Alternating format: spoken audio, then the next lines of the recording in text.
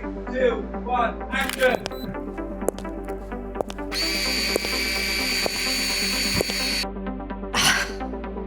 Hello and welcome to another episode of the Sinead Says podcast.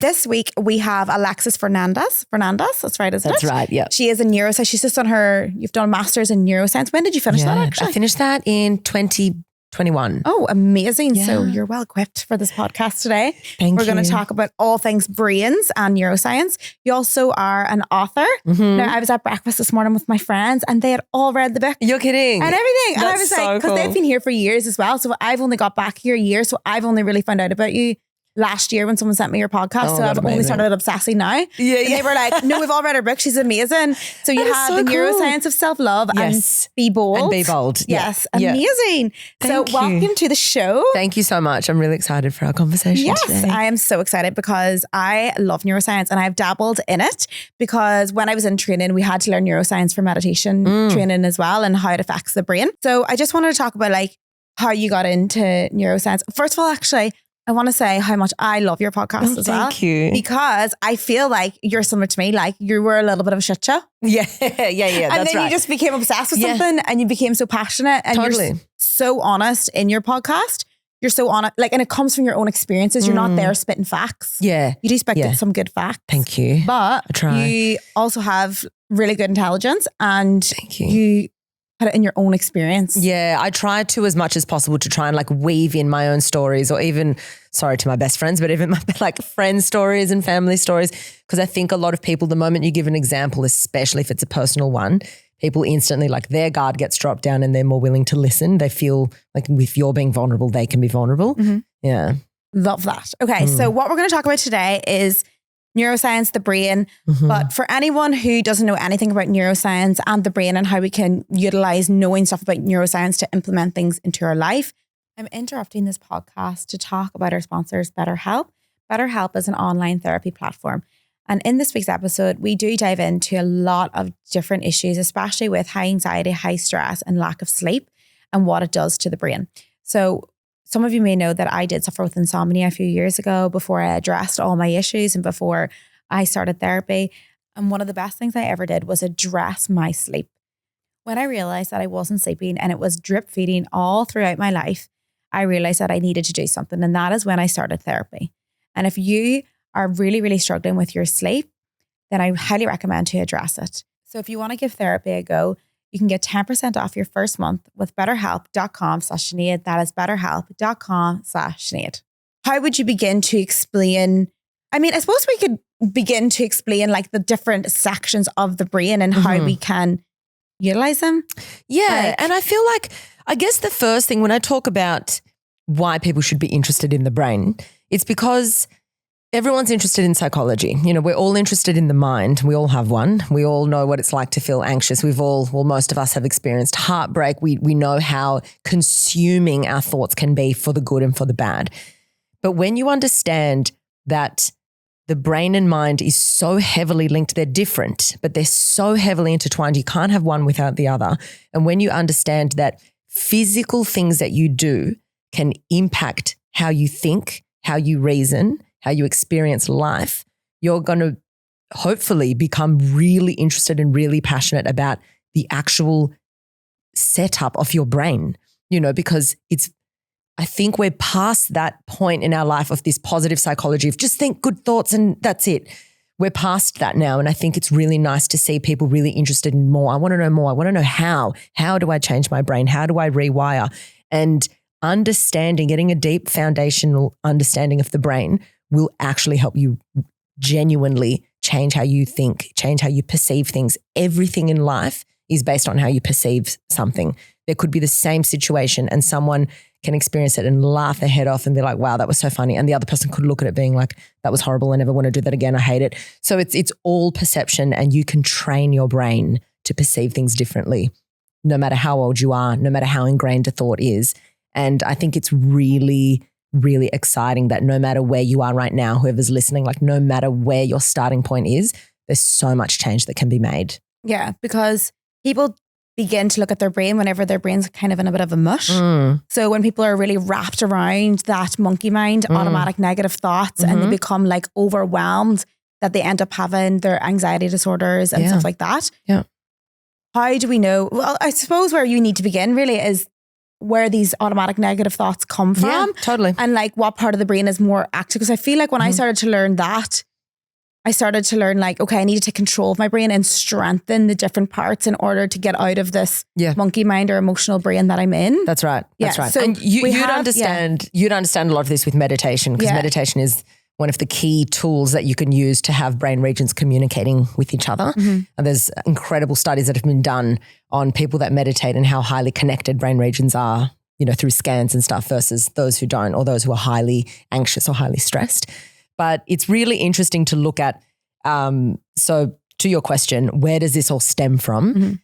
There's many ways that a really highly anxious mind can come about. It can be, the main one is, of course, through childhood upbringing, what you're exposed to. Your thinking patterns are heavily based around what you've been around. You know, if people are really fearful around you, if people are always like, oh, be careful, you live, be cautious, or if you've been abandoned or neglected or abused, of course, that's going to turn you into someone who's quite anxious or anxious attached or avoidant or something like that.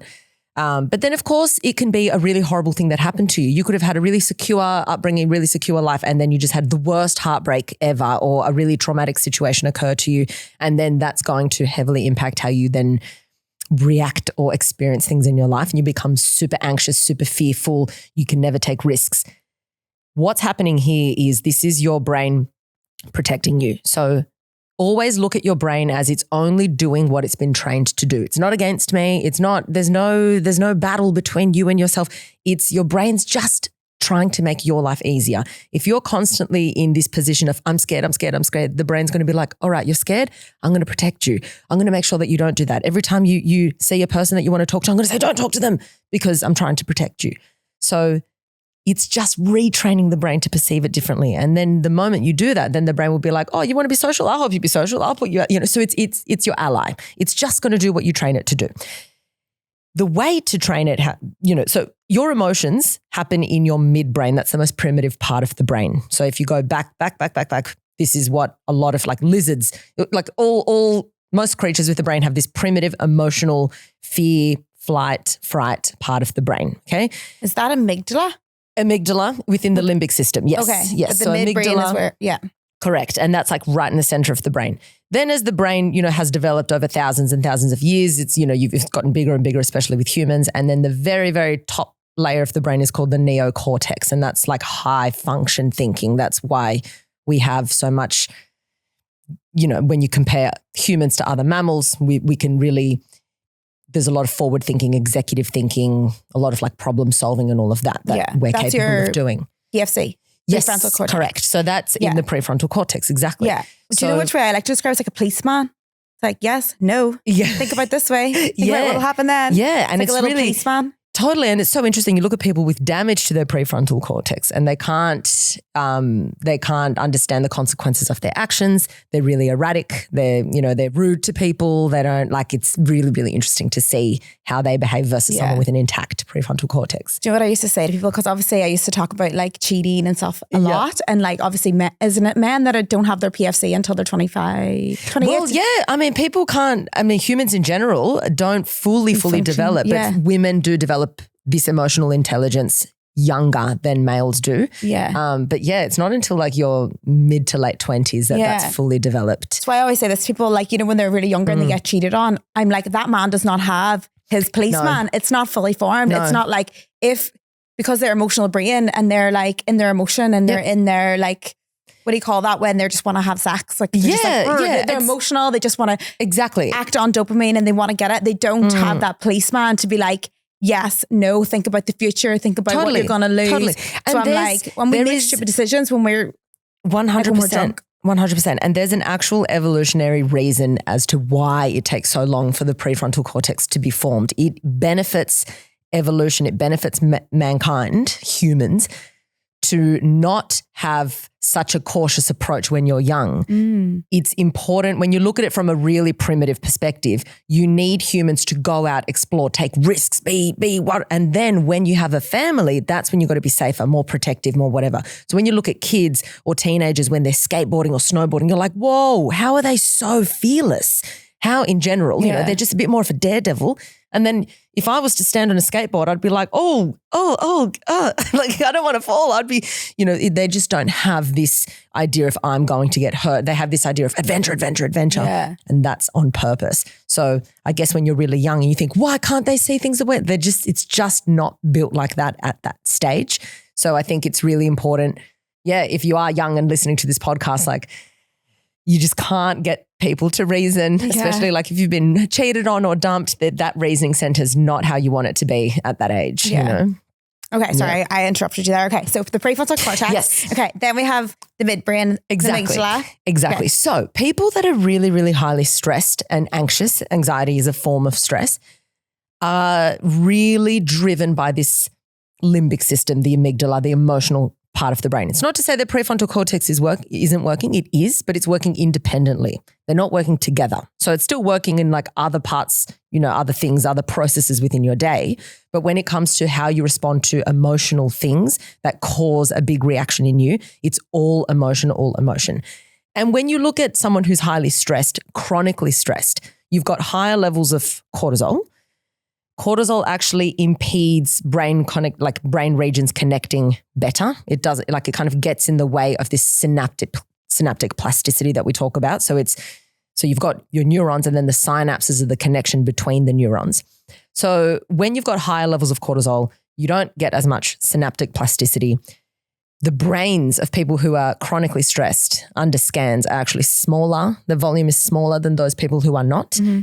They also struggle to sleep. They struggle to consolidate their memory. They're more forgetful. And because you're more forgetful, you're more likely to be stressed because little thing, where are my keys or that? Like everything's falling apart all the time. And I'm sure we've all been there at one point where it's like, like if you've gone through a breakup, all the other little things are going wrong too. Everything's going wrong. And it feels like the world's against you. That's because your brain's not functioning at this optimal level. The flip side to that is when you start doing things like exercising, meditating, having a good sleep routine, obviously eating the right foods for your brain as well. There's a whole bunch of things you can be doing, breath work, things like that. You then start to get your brain regions to communicate. You start to get your prefrontal cortex to communicate with the emotional centers when you are highly emotional, which is when it matters. When you start to do that, you start to bring logic into your emotions. Sometimes it feels like I am going to I'm not going to be able to ever get over this. And it feels like it's all encompassing. It's horrible. It's a horrible feeling. But that's only because you're only operating from this really highly emotional state. And the moment your logic kicks in, you'll start to realize, oh, wait a minute, of course I'm going to be okay. There's all these examples around me of people that have gotten over breakups. There's people that have found much better matches for themselves. People have become their best self single. Like there's all these examples of success. And here I am thinking my life is over. Like that's ridiculous, So you start to put things into perspective. You start to talk yourself down off that ledge. You start to reason a lot quicker. And when you do that, of course, your cortisol levels start to drop. Your baseline cortisol levels start to drop. You start to get more connectivity. There's more synaptic plasticity. You sleep better. Your memory is better. So it's this positive loop. And you can go from this shrunken, highly stressed brain to a normal volume or high volume brain. Anyone can change it. That's the beauty of it. You can change it. So it's not to say you're screwed now, your brain's smaller, you can never change it. It can always be reversed. But it's really important to note that if you're somebody who feels like they cannot get out of this loop, there are behavioral interventions that you can put into place to change, like to turn that around completely. So the first thing I would say, because I'm a huge advocate for meditation. Yes. We talk about Obviously. meditation all the time here. Yeah, meditation And the neuroscience is crazy it's right crazy. now. It's crazy. And every time I go to a lecture or a new thing, it's just more and more and more. And you know what's crazy? I was actually at a breathwork where I was studying breathwork and they were talking like, mindful meditation is now proven to, it is so proved that it will reduce your anxiety. Massively. But it's hard to teach. So here's breathwork. So this is like what they were saying. And obviously breathwork and meditation, but as a meditation teacher and someone who has really, really changed her whole life through it, I'm so passionate. Totally. So it's crazy to me that all this neuroscience is right here, but like, we can't teach it properly, or it needs to be implemented. People need to understand that it can be fun and enjoyable and you can do it your way. And a lot of people think this is where there's like a barrier to entry with meditation, or people feel there's a barrier to entry. It's because firstly, people think meditation is I have to learn how to have no thoughts at all. That's not exactly what meditation is about. the way your mind works, it's not about having no thoughts. I like to look at meditation it's teaching you how to have control over your mind instead of your mind controlling you. That's how I look at meditation. So do with that what you want. If that means achieving a point of no thought, if that means achieving the ability to focus on one thing intently or to just broaden your focus and not hyper-focus on something, there's many different kinds of meditation that are very helpful. But the idea is I'm dominating my mind, not the other way around. Yeah. That's number one, how to look at it. Number two is people will try to meditate, especially highly stressed people or highly tense people who hold tension.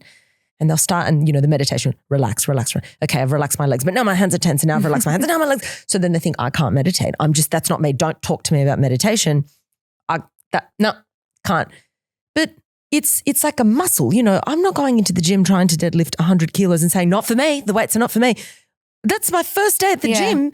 That's so, imagine if you saw a child walking, oh, no, sorry, you can't walk, don't give up. It just doesn't make sense, but we're so judgmental when it comes to the mind. Yeah. And people are scared in there. Very scared. So when I say as well, people be like, I can't do it. I can't relax. I can't not think. First of all, your heart beats like your head thinks. It is involuntary, but we just need to be more in control, So it's like you pick your thoughts, like you pick your clothes, you pick what serves you in the morning and you can throw away what doesn't serve you. So that's kind of like the way I like to look at it. But it's funny because people start and go, oh, my mind's too crazy. I can't stop. And I'm like, that meditation that you firstly do for the first time ever is bringing awareness to how your brain is looking after you throughout the day. Yeah. So if you are running on monkey mind, you think of all those rapid thoughts that go through your brain. I'm not good enough. I should look a certain way. I should be a certain weight. I should, all these things. You're not even stopping them and going, oh, that's true. You're just letting them rule your life. Yeah. So that's why it's more important than ever to actually slow down and stop those thoughts. The whole point is being like, totally. Stop. And interestingly, I wish I could remember who this was because there's a very interesting, I think they were a neuroscientist who was talking on an interview. And the way he explains this idea of meditating and having taking inventory of your thoughts is if you never checked your email inbox for a month, you check it and you're like, oh, I can't, or you're almost avoiding it to that point that it's just built up. That's your thoughts. So the first time you meditate, it feels like an avalanche of, and a lot of people hate facing their thoughts. A lot of people who are highly stressed hate the idea of just being alone with their thoughts. It's terrifying, especially if the thoughts are really mean thoughts to themselves or really, very disempowering thoughts. But you go to the inbox the first day, it's overwhelming. The next day you're chipping away at a bit more. The next day, and then eventually you're going to get to the point where there's always going to be emails in the inbox, but there'll just be 2 or 3. There'll just be a little handful and then you've dealt with them. Okay, cool. And there's a difference between shedding light on a thought versus spiraling. So spiraling is when you're not shedding conscious awareness. It's where in the back of your mind, you're like, oh, I'm an idiot. I'm such a failure. I'm an idiot. I can't do that. And it's this mind that's separate to your mind. It's this weird duality that we've got, this voice, this subconscious mind. And the subconscious does automatically what you've told it to do consciously enough times, no matter what that is. So if you've said consciously, I'm such an idiot, eventually your mind's like, oh, okay, I've noticed that you've done that a few times. I'll just do it for you without any effort. The same goes for when you do something positive. The same goes for, like an athlete. When they repeat a movement enough times, the subconscious mind's like, noted, I'm going to perfect that move. You don't even have to think about it anymore. Same with how we drive. Everything that we do on repeat becomes subconscious. So that voice will be playing in our mind. And if we allow it to just go and go and go and go and go, then it gets you to a point where you could be hyperventilating. Your physical symptoms have changed, your posture, everything's horrible. But shedding light without expanding on the thought, just awareness, just being like, oh, okay, noted. I said this about myself. That's interesting. And don't judge it. Don't be like, oh, now I shouldn't be saying, now I'm mean to myself. Just note it. Okay, interesting that I thought that. Okay, I thought that. Okay. And then you just start paying attention. When you shed light on darkness, not add to the fire, just become aware, it has nowhere to go. And Eckhart Tolle talks about this a lot, of this ego. Just by watching it, it stops.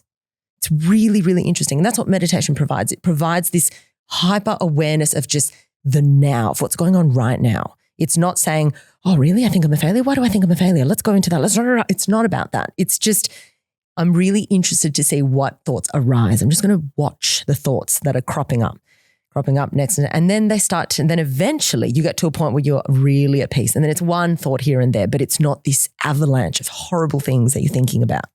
So can we talk about the neuroscience right now? Yes. So all of meditation, since we're on this topic. So meditation is what's going to put these brains parts together Yes. in order for you to function better. So this is where we're at. If you're someone who is dealing with anxiety, automatic negative thoughts, these aren't working together. We need to get them to work together. That's right. So one of the things is meditation. So what does meditation look like within the brain when they start to get better at meditating, and what kind of so changes? you're saying that when people meditate on a regular basis, when they've scanned these brains, the volume of the brain is larger. And when you talk about volume, you're referring to connections between neurons. There's certain parts of the brain where you can get birth of new neurons, like the hippocampus and areas like that. But in general, you're talking about connectivity, because it's this whole idea of if you don't use it, you lose it. When the brain is highly connected, there's more pathways that are being used. There's a lot more messages being sent from region to region. And that's where we're more likely to be able to, like I was talking about before, talk yourself down off the ledge, all of that. So you're seeing more volume. You're also seeing more volume, especially in the parts of the brain that are responsible for memory consolidation, which is so learning, important which is so important. Yeah. And I think we don't realize, because when you think about memory and when you think about consolidating what you've learnt, most of these things only happen when you sleep.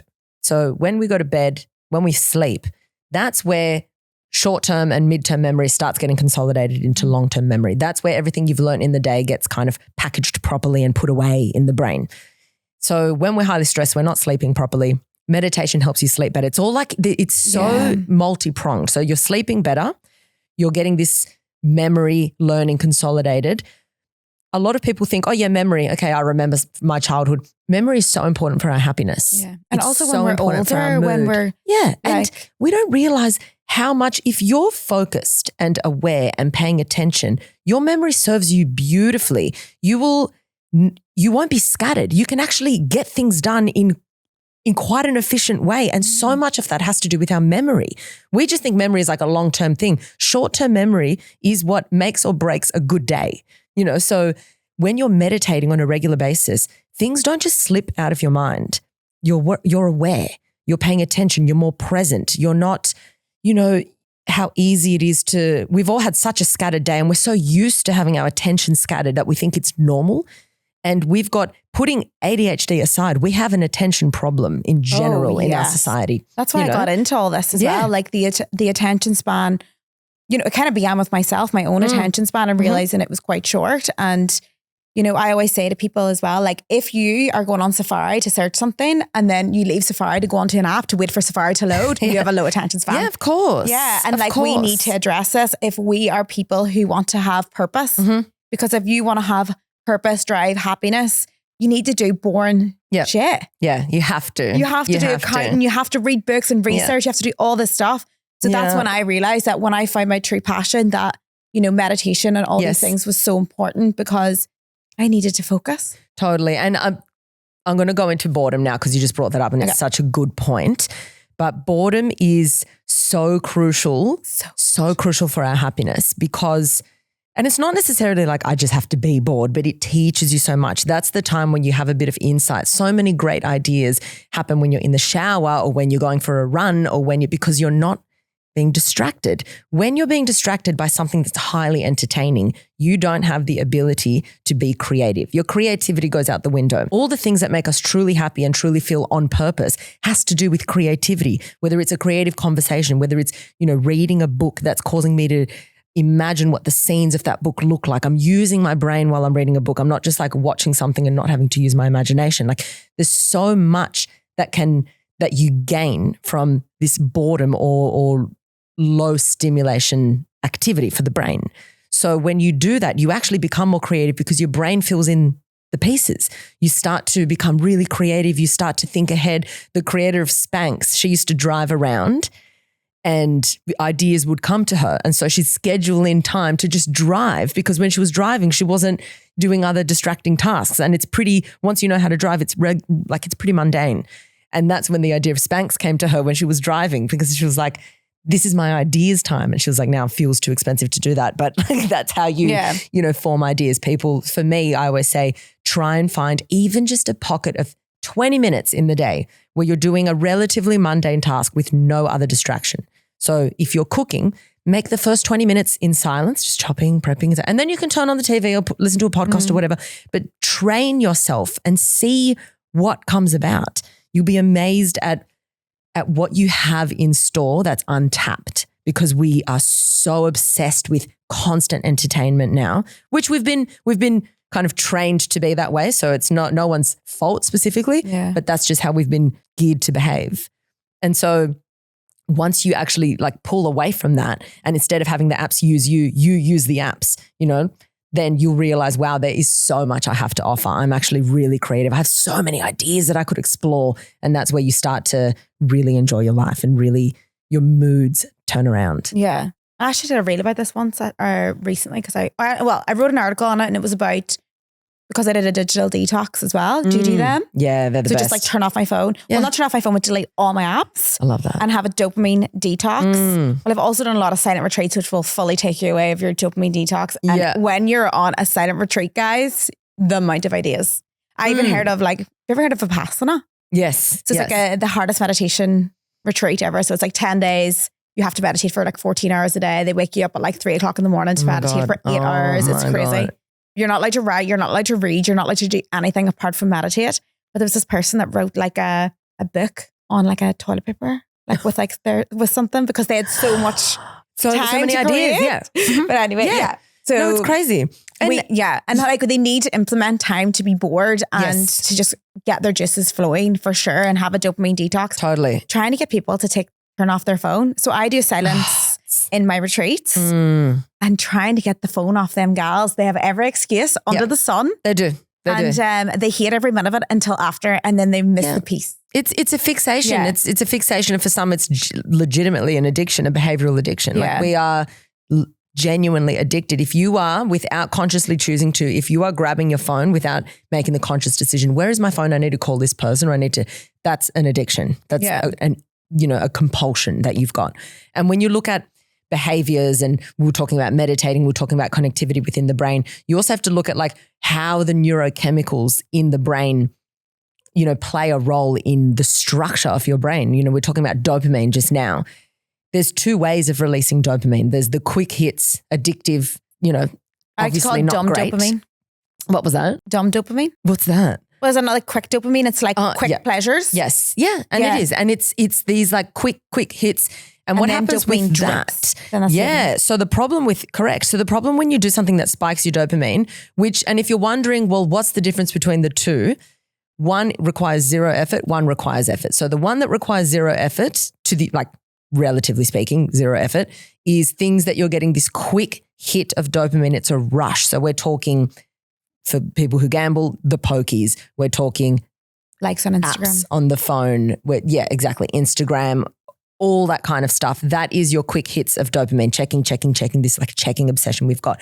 So we're getting this hit, Problem with that is dopamine is actually one of my favorite neurotransmitters as far as what it can provide when it's released properly. The issue is that dopamine is your willingness to do something, okay? When you have healthy levels of dopamine, that's your willpower, that's your grit, that's your tenacity. When that gets taken away, you are so demotivated. So people are like, how can I get more motivation while scrolling on their phone all day? So what you're doing, you've got this baseline of dopamine. You go on your phone or whatever, any addictive thing, you get a spike. And because it was such a quick spike, it drops below baseline. So imagine if you set out and you're like, I'm going to have a really productive day. But before that, I'm going to have a coffee and get on my phone. So you get on your phone. So you've had all this spikes, it's like dopamine, you put your phone down. Now your willingness to do something has gone down. So what do? You're like, just check my phone again because I want to feel good. Yeah. So then again, you get a spike, then it drops. And it's so you can imagine why it is so difficult once you put your phone down to then, it feels like such an effort to do something. However, if you do the natural ways where you're getting a slow rise of dopamine and then it's not dropping below baseline ever, it's just returning to baseline even a little bit higher. Things like exercise, meditation, reading, going for a walk, getting natural light into your eyes first thing in the morning. These are really healthy and very effective ways of raising your dopamine in like a slow spike, a slow kind of, lift. And then when you stop that activity, you are then really still willing to do something. So if I ever have a big day of shit to do, I'll go for a run. Because then when I finish, I've got the runner's high And it genuinely is. It's dopamine. It's endorphins. And I'm feeling like, okay, now I've got this willingness to do something times 10. And now I can actually get started on these difficult tasks. Yeah. So when you look at, okay, well, how can I make sure that it's the right dopamine? Does it require effort? And if it requires effort, it's the right kind of dopamine. If it requires you being like, oh, I've got to, okay, yeah, like I know how I like the feeling after a workout, but the workout, not so much, do the workout. Yeah. You know? And like what I like to describe dumb dopamine is like, you always need more. So it's like, always. you need more to get that same hit. Because it's been depleted. Exactly. Like the moment you get off it, bang, it drops. So it's this constant, so you're always depleted. So you're needing more. And then when you want to do something that's not related to this, quick hit, where are you getting your dopamine from? Where are you getting this get up and go? Yeah. So dopamine's brilliant if you're using it properly. Yeah. But if you're going for these quick hits, it's awful. And you're going to just keep needing more. Yeah. Like a good way to describe it is like, you remember when Instagram and you used to get 11 likes and it would say 11 likes and it wouldn't say names anymore. Yeah. And you were like, yes, yep. I am in this. And now what do you need? 100 likes, 1,000 likes. You need these then to get this happiness. So when you're chasing that dumb dopamine, you're kind of just keep chasing. Yeah. And you just need more anyway. Whereas when you have which is kind of confusing, the way they're both called dopamine. I wish they were two different names. I know. But then I like to call the other one like a drip of dopamine that kind of drips through your brain and feeds you with natural dopamine throughout the day. So it's kind of more like having purpose, meditation, running, all that is like a constant drip, which will keep you more motivated. That's right. And also dopamine, again, back to what we're saying about brain connectivity and memory and all of that. Dopamine is used in the brain like every chemical in the brain, almost every neurochemical. It doesn't have one purpose. Dopamine is very important for motor, for movement, the physical movement. In Parkinson's disease, it's a depletion of dopamine in a particular part of the brain. That's what occurs, that's what causes the tremors and stuff. Dopamine is involved in, memory, learning. It's involved in so much more. So we want to make sure that we're doing things that are giving ourselves like the right increases of dopamine because it will do wonders for your brain health. But we're not looking for these quick hits and quick depletions because we all know we feel like shit. We never turn around and say, I'm so happy I spent 30 minutes on my phone. When have you ever said that? Never. So, it's just a way of thinking. And it's not to say burn your phone. It's to say find 10 minutes, a pocket of 10 minutes where there's a timer and I'm going on the app. Because when you do that, then you're more intentional. If I've only got 10 minutes on Instagram, I'm not going to be scrolling endlessly. I'm going to read my messages. I'm going to reply to the people that I want to reply to. I'm going to watch the stories of my favorite people. Quick little scroll, done. Yeah. But if I've got an hour, I'm going to end up watching a video of someone's ex-boyfriend's I don't know where I'm going to end up. And I'm probably not even, do I care about this video that I'm watching? Probably not, but we just get so swept up in it because we love to be entertained. Yeah. And when we're talking about dopamine, it's probably good to talk about the hormones and stuff that arise when you're in these fear-based thoughts versus loving thoughts. Yeah. Because, one thing we learned in, learning love and kindness meditations is the difference in the hormones that are released when you're thinking loving thoughts versus fear-based thoughts. Yes. And it's actually really magical not magical, but I loved learning about this because when you're talking about love and emotions, right? And I tell someone, meditation can be healing. They're like, what is this mumbo jumbo, right? But when you're thinking loving thoughts, your body reacts, but people don't believe that. But when I tell them that when you think a sexual thought, your body reacts. Of course. Your body's getting ready. Those hormones are getting ready. So when you're reading a spicy book, that's your right. body, the thoughts are changing the hormones within your body. So when you then think loving thoughts in the morning, loving thoughts, and the power of love and kindness meditation is probably one of the most researched meditation out there. It's so good for your overall level of happiness. So it's basically meditation where you, obviously you know what it is, but it's meditation where you just literally think of your loved ones and give them love and kindness. It's basically like praying. Yeah. So they had it right all along. So this is very, very good for releasing certain hormones that will get you into rest and digest and get you into a healing mode. Definitely. So it's definitely when you think about it like that. And 100% because a thought is what then causes an emotion, right? Or a response, a reaction within the body. So you start off with a thought and then that thought turns into something. And the reason for that is because thoughts are chemicals at the end of the day. So it's really easy to be like, oh, how much can a thought change, whatever. But when we've just spoken about dopamine, we've spoken about cortisol, we've spoken about, endorphins, these are chemicals in the brain that cause physical change in the brain. So when you think about it that way, this is what I loved about neuroscience, why I got so passionate about it. It's like, it's taken this whole positive psychology to the next level because now you're thinking, okay, if I think something, it actually changes the chemical setup, whether temporarily or long-term, in my brain, which then has a flow-on effect with the structural changes of the brain, and then has a flow-on effect with what parts of my brain are more dominant. Am I going to be a highly stressed person, or is this causing me to actually be a lot calmer? When you're having loving thoughts, obviously the things that you're releasing, when you feel gratitude, you're releasing serotonin, you're releasing dopamine, you're releasing endorphins, you're releasing oxytocin. All these chemicals are imperative for like higher connectivity within the brain regions, higher, you're in like a different flow state, if you want to call it that. Some people, call it flow state. Some people call it, there's many different names for it. But it's this idea if you're being in this state where you're really present, you're calm, you're relaxed. And then because of that, you're receptive. You're receptive to thinking things, to creativity, to taking action, to new ideas. That state is a very open state to be in. And when you've got this rise in all these really positive neurochemicals that really help us, you're feeling really open and really receptive. We've all been there. Like when you're feeling, when you're on a roll and on such a good day, everything goes your way. Everything goes your way. People are really nice to you. You're just funnier than ever. You look in the mirror and you're like, I'm fucking look good. Like everything's great. And so, when you do more of these loving meditations, when you're feeling genuine gratitude, it actually changes what's being released in the brain, and it changes how the brain operates. It's very, very interesting. Oh my God, I love that. I'm so into that. Okay. So can we talk about neuroplasticity? Because I feel like a lot of the questions that people are asking are, how can we increase our neuroplasticity? People are like, quickly, but they want it quick. Totally. So maybe like just tell them about what it is and how we can use it. Because it's kind of like quite new research on neuroplasticity at the minute. There's loads of new research. Yeah, there's a lot of new research, and it's only been in the last couple of decades where it's been taken seriously. But so there's neuroplasticity, which is the brain's ability to reorganize, or as some people call it, rewire itself. And that can be for the good or for the bad. We've all experienced bad neuroplasticity where we never used to be anxious. Now all of a sudden we're anxious. We never used to, whatever.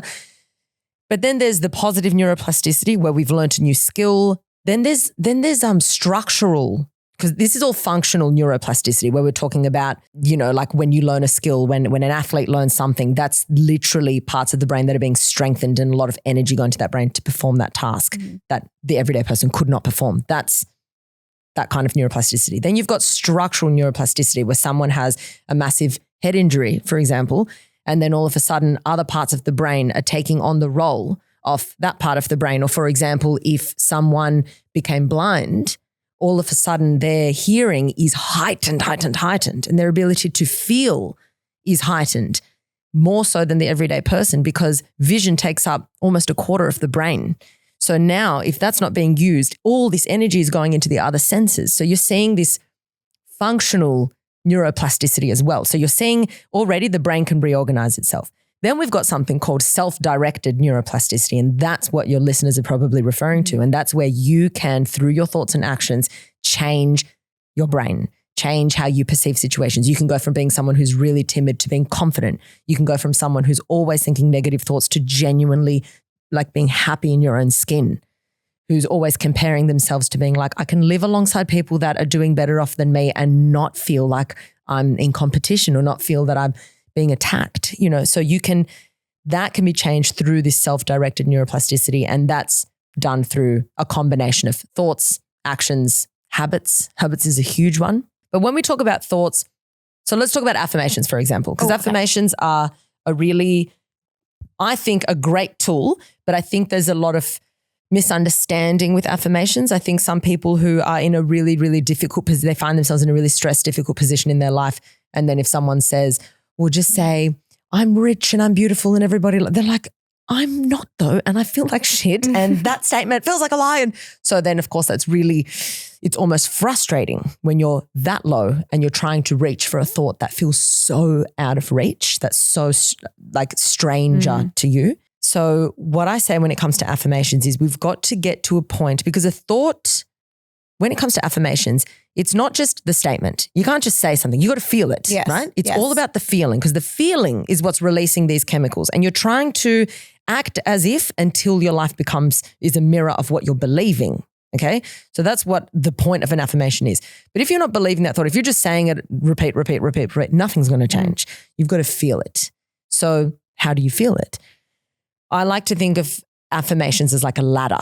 If I'm looking at a ladder, I can't get to the top in one step, but I can if I take every single step easily. There's no question in my mind. But a lot of people think, I've got to get to that top step in one step. My legs don't reach. I can't do the splits. How am I going to get up there? And so they don't bother. So what you do is I've got to find the next thought that's a level up of, a better feeling thought that's believable to me. So for some people, they can take a big leap. A lot of people can't. So for example, if I'm always saying I am a failure in everything I do, the next believable thought from that is I'm capable of passing something. I'm capable. And then you start thinking of all the examples in your life. Well, I finished high school. I can drive. I have a license. So you start coming up with, it's like, no, I am capable. Okay, I failed at a few things, true, but I'm capable. And then you think, next better feeling thought, I can be smarter. I could study more. I have, so then you start thinking it's more about possibilities. It could happen. I could do this. I could. It's not this universal, I'm an idiot. It's this, no, I just didn't do well in that because of it. So then it's the next reaching thought. Then you think, I'm going to be doing this. Then I am doing this. And then and before you know it, you're setting your sights further and further and further instead of starting at square one, reaching really high, failing, back at square one, reaching. This is where a lot of people fail with their goals as well. You set yourself a goal and you make the goalposts so difficult without having these little steps along the way that it'll be 5 years on and you've never come close to achieving the goal. It's not because you're not capable. It's because you set yourself up to fail. You didn't structure the goal properly. If you were to have these little milestones in between, in 5 years' time, you'll be 10 times past your original goal because you had actually set yourself up to get to the next believable step, And it's unbelievable what you become capable of when you believe it. Yeah. But then for you to believe it, you need the evidence. So exactly. Like that big step, I know what you mean. It's like, wow. Like even yesterday I was out for a drive and a few of my friends were showing us the big houses. They're like, oh how the other half live, how these people live. Yeah. But that's because that's where their belief system is. Yes. And I remember thinking in my head going, but anybody can do that. Like, because I've now worked on that. But years ago I'd have been like, oh yeah, I can't do that. Like, I can't sit in a studio and do all this. You don't think you can do that. But then 1 minute you get a microphone for your podcast and then you get a roadmaster. And then you start getting downloads and you're like, these people are listening regularly. Yeah. So then you start believing, maybe I'm not that bad. Like maybe there's, maybe I have a lot of value to give. Maybe this, maybe that. And like you said, you just go 1 year, up and up. 2 years, 3 years. And also people in the same industry, like, looking at, if you think you can't achieve something because that's just nobody in your life has achieved, then you just look at other people and go, okay, they've come from a similar background to me or that's happened. It's about exactly going through, but like, how can you believe that this will happen? Totally. And then you need to write down all the reasons why you can't believe, like if someone did it, if I passed this test, has someone done it before? All these tiny reasons. And then all of a sudden it becomes plausible and believable. But like, I know what you mean when you're like, okay, I'm going to have 100 million next year. That's completely ridiculous. Yeah. But then, maybe I'll get a little bit more. Yeah, exactly. And a little bit more. And then as soon as you become climbing and then you start investing and then it happens. And then I think also another good thing that you can do is if you're someone because when you're in that position where you're just starting off, it's really easy to compare yourself and comparison and this and that. And it's so easy to flip that around because when you're in this state of comparison or maybe jealousy or envy, it's easy to look at someone who's got what you want and get annoyed. But for me, one thing I started doing probably in my mid to late 20s is I'd look at someone who has something that I want and I would think, there's another example. There's another example that it's possible. It's not that rare. Here's someone else that's got what I want. See, it's possible. They did it. How did they do it? And then you start getting interested in this person instead of thinking like they're the enemy. They got it because they're lucky or they were given it to them or they don't deserve it. I'm like, I like benefit of the doubt. They probably earned it, which is good because if someone's earned something, then it means that I can earn it too. I think a lot of people shut themselves down by how they attribute other people's success. So if you say the only reason other people became successful was because of something out of their control, then you're saying success is not in my control either. Oh, I Yes, love that. People always say things like that. You know, she got to where she was because she's pretty, or she's got a rich dad, or just like, and that's just the way their thought process is. But then they don't realize how limiting that is for themselves. Because if you're saying the only way you can reach success is through means that are not within your control, what is that saying about your ability to become successful in anything that you want to do? You're saying, well, I'm going to need that person waving the wand for something good to happen to me. But if you can look at people that have succeeded, we all start at a different level. Some people start better off than others. That's true, for sure. But you could say, well, no one studied for them. They earned that degree. They did this, they did that. I can see how someone's earned their way to where they are. I like seeing that people have earned their way to where they are, because every time I see that, I'm like, another chip in my whatever to prove that it's possible for me. Yeah. You know? And also, I've read in 12 Rules of Life. You ever read that book? No, I haven't. So he talks about judgment is reformed desire. So if you see anyone judging, or any form of judgment is usually a reformed desire, but it's deep down. Yeah. Because people will look at and go, oh, look at her, think she is something, like she only got, no, that judgment is reformed desire. But I'm not saying, for example, they could look at me and go, oh, like, what is she doing? No, she got there because of this and that, right? But they say, well, I could say, well, that's reformed desire. But they would say, I don't want to be a podcaster. But you also want a little bit of freedom. You want freedom. You want freedom in your life. You want a little bit more creative. There's always something in that judgment that is reformed desire in some way. Whether you believe it or not, it sometimes you have to confront yourself with it. Totally. Have you ever read The Judgmental Detox? No, I haven't. But I love it's such a good book, but it's so confronting.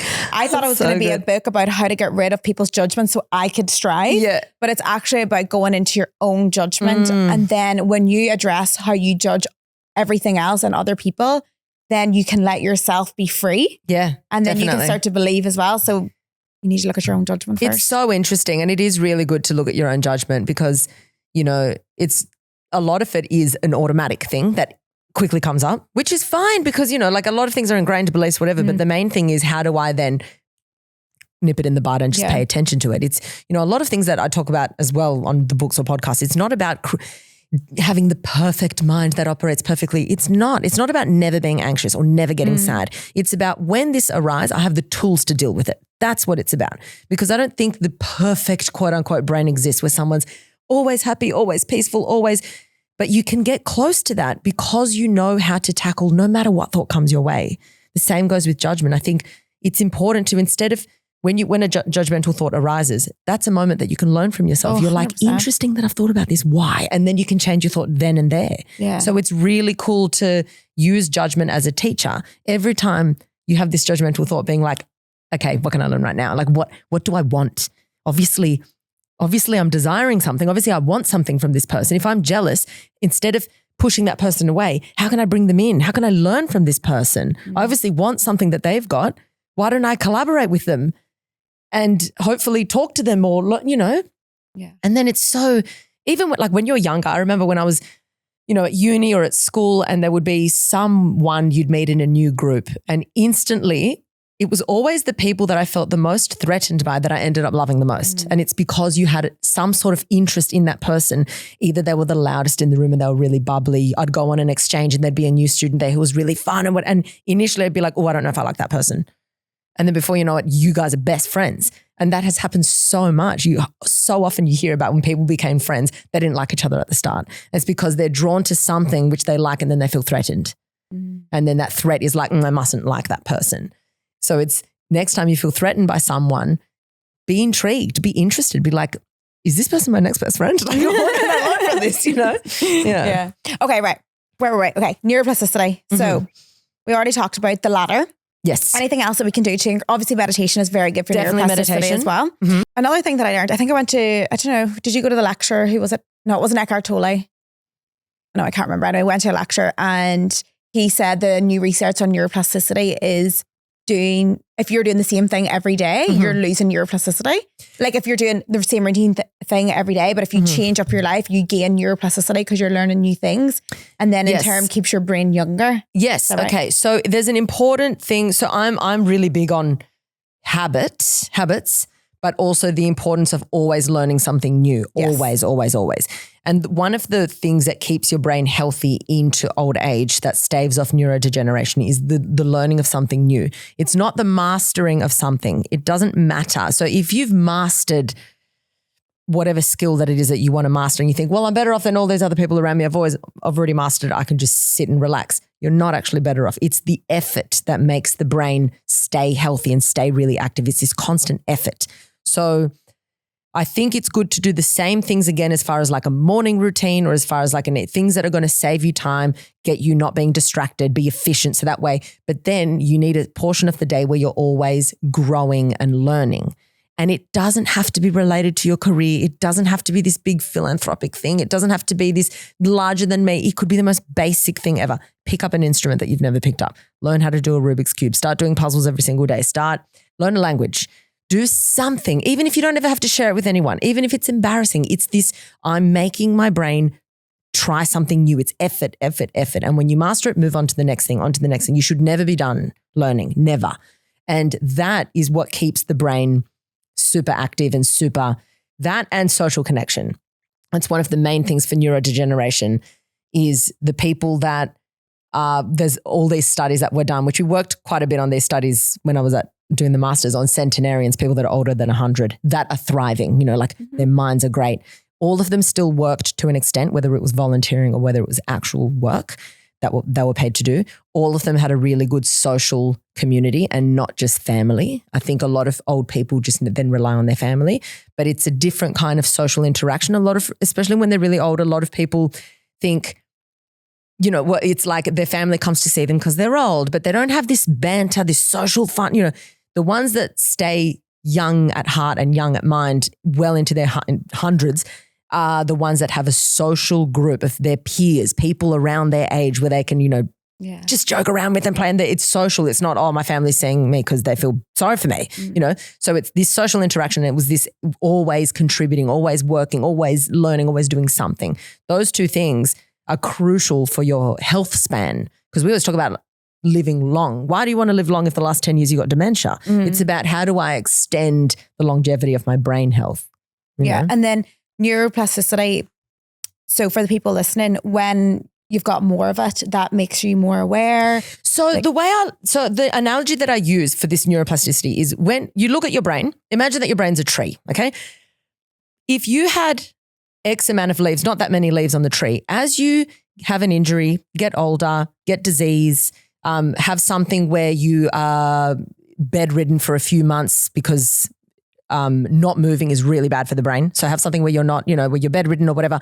You imagine that tree's getting shaken and the leaves start falling down, If you reach old age and you shake that tree, a lot of leaves fall down. What do you have left? Not much. If you are always working on learning things, you've got that social connection, you're exercising, you're meditating, you're doing all these things. That tree has like all these extra leaves.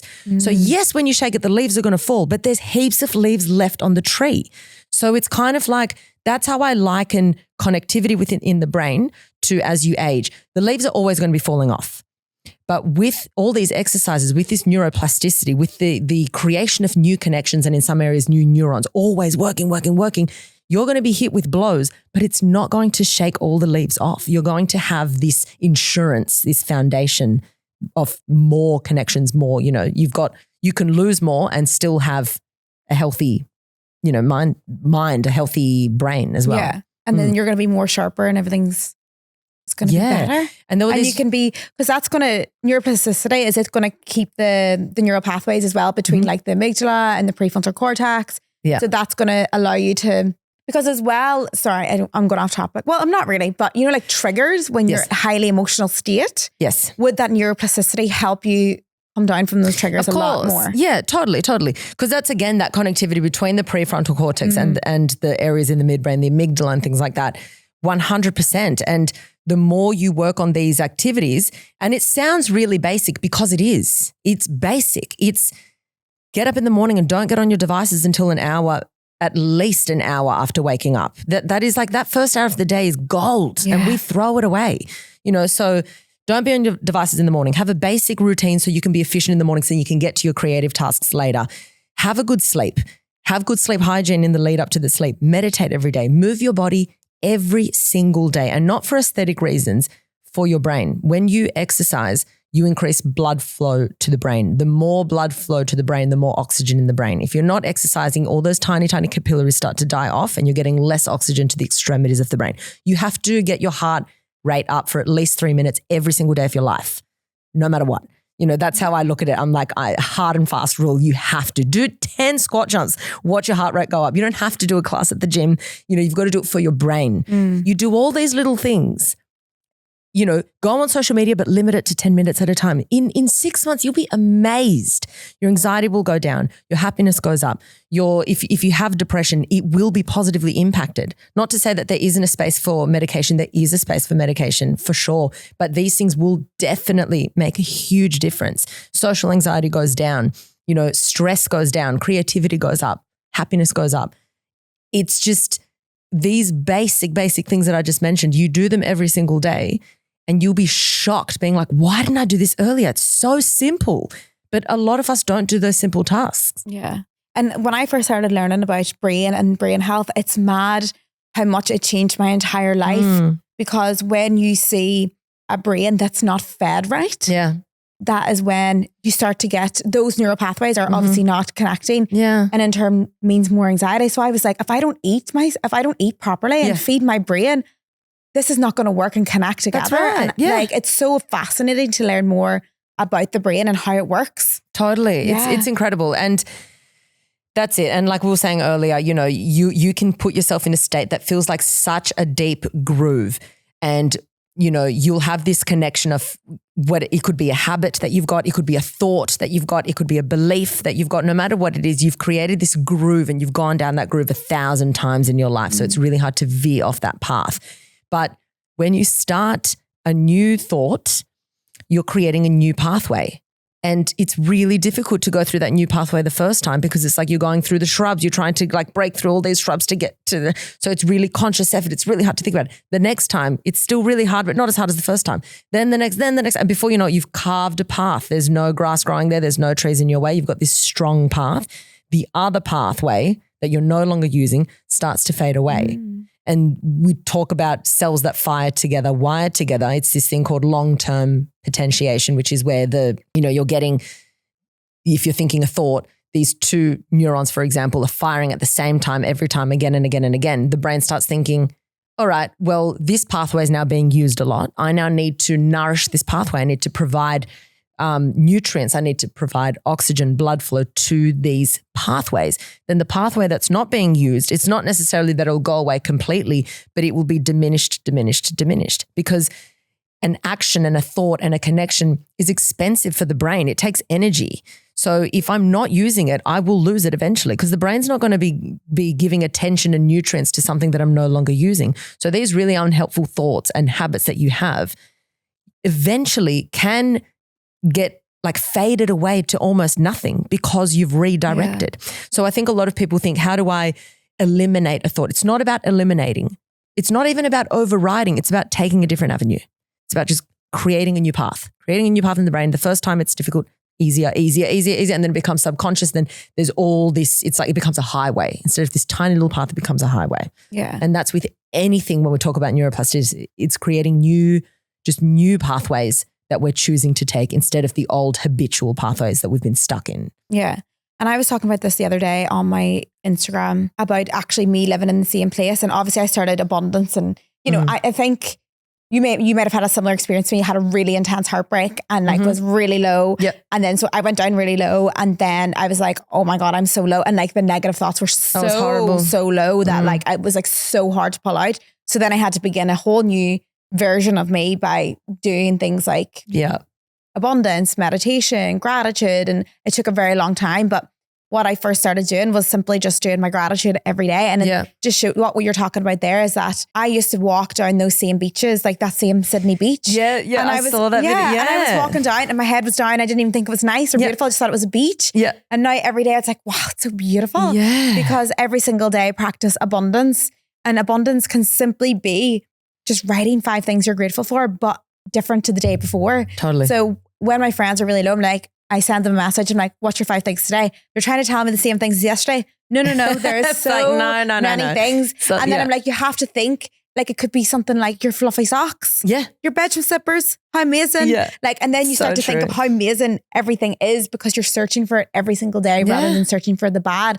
So then over those 5 years from when I used to live here before to I live now is like this whole new person because of all the tiny little habits that I made. Yeah. And now everything is absolutely gorgeous and amazing and like fantastic. And I just want to like, you But know, it it's is- just like a big cloud of energy, you know? It is. And it is that, you know, like you can find yourself in like the lowest point where it Yeah. feels like you absolutely can't pull yourself out. And it is the tiny little things that will do it. Yeah. And I think a lot of people are desperate to have like this big answer to all their problems. And it's never going to be a big answer. It's always the little things. It's never an exciting answer to pull you out of your problems. It is you and it is consistency and it is doing it every day. But you'll look back and be like, I am so happy. And I look back being like, how was I ever that low? How did I ever feel that bad? Like I ended up being so desperate in my heartbreak. I couldn't get over something for over a year. It was bad.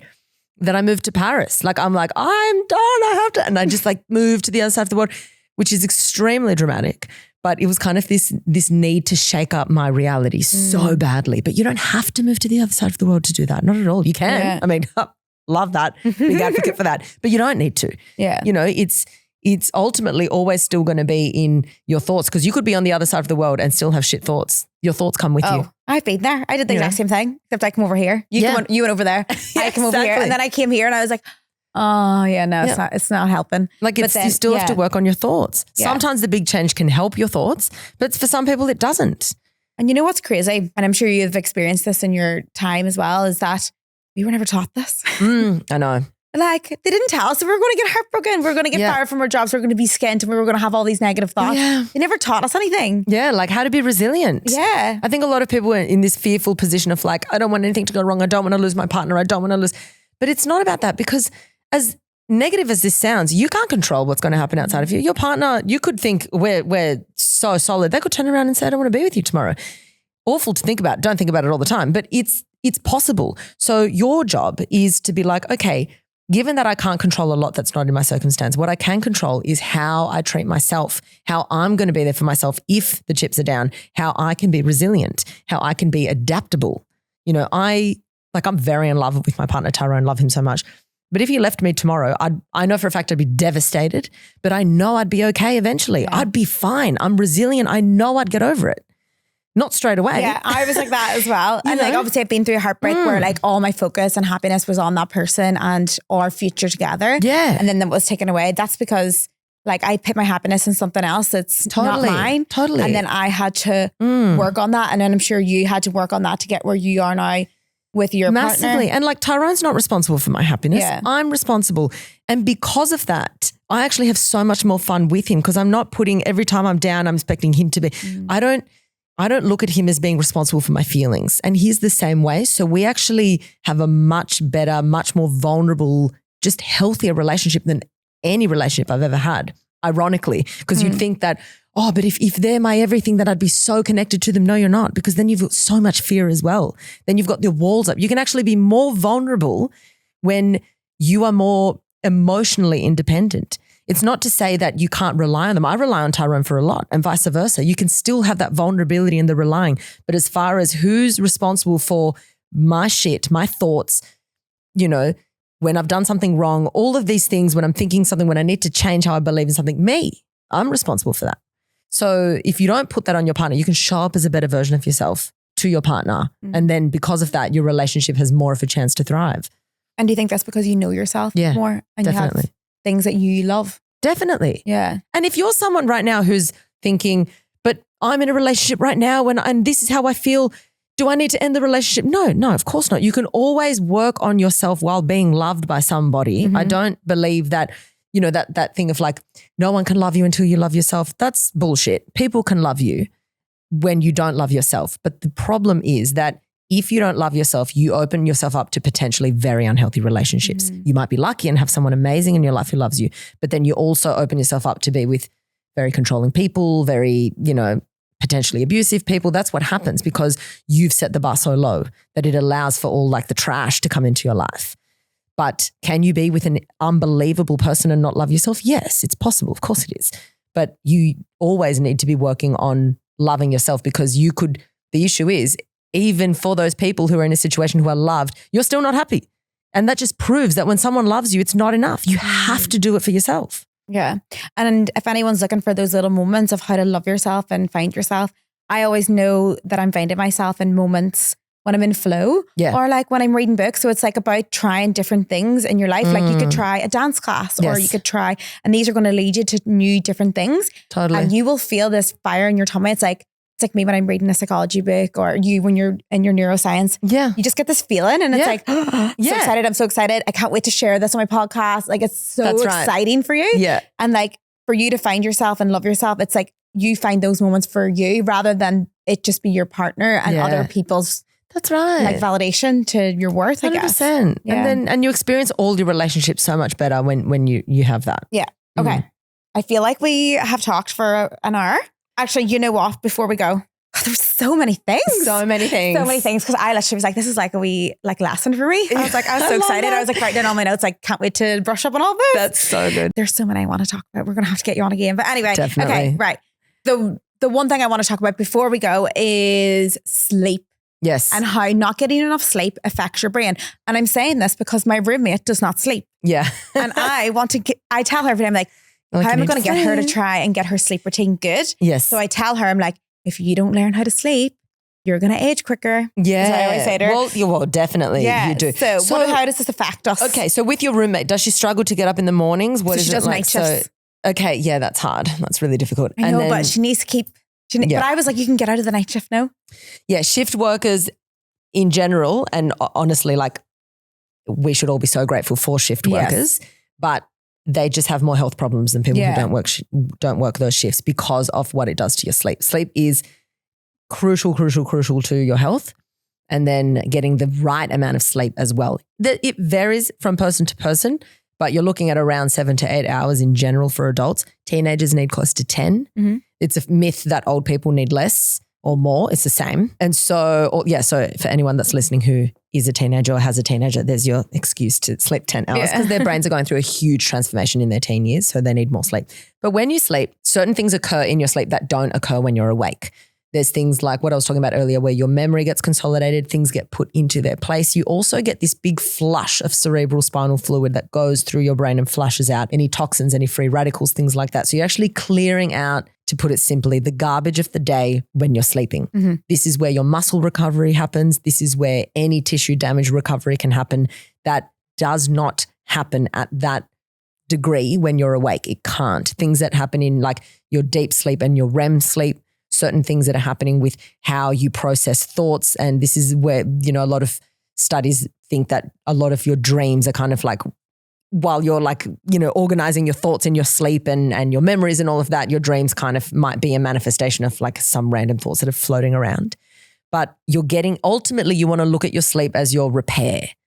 And if you're not repairing, then what does that mean for the next day? You look at athletes, they put such a huge importance on recovery days. You have to fully recover before you can go again. It's this idea of like, you need to be at your optimum. You have to have recovered. You need your rehab. You need your prehab. You need all of that. That is your sleep. And when you don't sleep, of course, it affects your memory. It affects all these things. But then there's a lot of cases that show that issues in sleep then cause neurodegeneration, especially at an earlier stage. You start to get, and then you're more stressed. You're unable to focus. You are seeking out a lot of sugar all the time. You're needing these quick things of energy all the time. You feel like dead at 3 p.m. There's all these like symptoms where you think, oh, but I got 8 hours of sleep. But was it quality sleep? Mm-hmm. A lot of us think that we have enough sleep. And to know if you had quality sleep, if you've had 8 hours sleep and you wake up and need to hit the snooze, you are not getting quality sleep. How do you then change that? If you've got a partner, you want to ask them, someone who sleeps next to you, you want to ask them, am I snoring? Do I have sleep apnea? That's the first thing. Because if you are, then you need to go to the doctor, get that checked out because you're not getting oxygen. But in general, other reasons could be the room needs to be a little bit cooler. I'm sweating at night. I'm too hot. I'm tossing and turning. Our bodies should drop about a degree to fall asleep. And that's how we fall asleep quite comfortably. So cool down your room a little bit. Make sure that you're not overly stimulated when you're falling asleep. So this is where books come in. Don't have a screen at your face. You can have a lamp above your head and you could look down at a book. If you want to listen to something, that's perfectly fine. So audiobooks, podcasts, that's fine. But don't have something, don't have this blue light coming into your eyes when you're trying to sleep, because that suppresses the amount of melatonin. And melatonin is what we need for the onset of sleep. Mm-hmm. Another huge one is don't think that a sedative is the same as sleeping. When we sedate ourselves, alcohol included, that's not sleep. So you're knocked out, but you're not getting the recovery. So everything that I spoke about, flushing things out, your muscles recovering, your tissue recovering, that doesn't happen when you drink. So when you've passed out, you're just passed out, but you're not going through this beautiful cycle of all these things that's happening and all these you get your lowest cortisol at nighttime and then your highest spike in the morning so you can be alert. This is where cortisol is actually good in the morning and things like that. So if you're someone that's always sedating themselves because they can't fall asleep, go see a doctor, speak to someone, tidy up your sleep. Because once your sleep is intact, then you can work on everything else. Sleep is the foundation of everything. I say if you're going to do one thing for your mental health, it's get your sleep right. Yeah. I went through a lot of insomnia as well myself years ago after the heartbreak, couldn't sleep. Went to hypnotherapy, all that jazz, and it's just your habits, getting your sleeping pattern habits. You're like, oh, I can't sleep. But look at what you're doing before bed and what you're doing the next morning and how that is working. And a good thing, I think it was Huberman that actually said this, was if you want to fix your insomnia, go to sleep when you're tired, but then wake up. And then, so the way you're trying to go to bed at 9 p.m. when you're trying to fix your sleep, go to bed when you're tired, set your alarm for early and just try to get into that routine. Exactly. Would that be right? Yeah, totally. Yeah. And you're trying to, create this same thing because we're trying to get our circadian rhythm like clockwork. Yes. And the same thing, another good way, because your sleep starts when you wake up, your sleep cycle. So how you behave in the first few hours of the day impacts how you fall asleep that night. So it's so important to get up and get outside as early as possible when there's sunlight, obviously. So, getting this natural sunlight, getting a lot of blue. The sunlight is the biggest source of blue light that we have. Blue light in the morning is phenomenal because it sets off this whole cascade of neurotransmitters to be alert and awake. So you get this big release. Exercise first thing in the morning if you can. And like I said, it doesn't have to be a full gym workout, but move your body, get your heart rate pumping, get all of that, get this release of endorphins, meditate. There's so many things you can be doing in the morning. It sets this healthy, the healthy release of dopamine, the healthy spike of cortisol. Don't use your devices for the first hour. Phone, yes, if you need to call or text someone, but there's no need to be on Instagram in the first hour of the day. That's ridiculous. And if you say you need my boyfriend that because he always needs a good morning message. I'm like, babes, I'm meditating. When do you want this good morning message? He's like, well, I sent it to you, you never sent me back. And I'm like, I don't like to go on my phone. I'm very good on my phone at the morning. I learned that a long time ago and it's changed my life massively to not be on my phone. So it's huge. And 1 hour is doable. It's so doable. And, that then, because you've had you wake up with the right neurotransmitters, the right levels of energy, you feel good. And then you have, you start to wind down better at night. Try not to have caffeine. This is another really interesting thing that I recently learned because I'm a huge coffee drinker.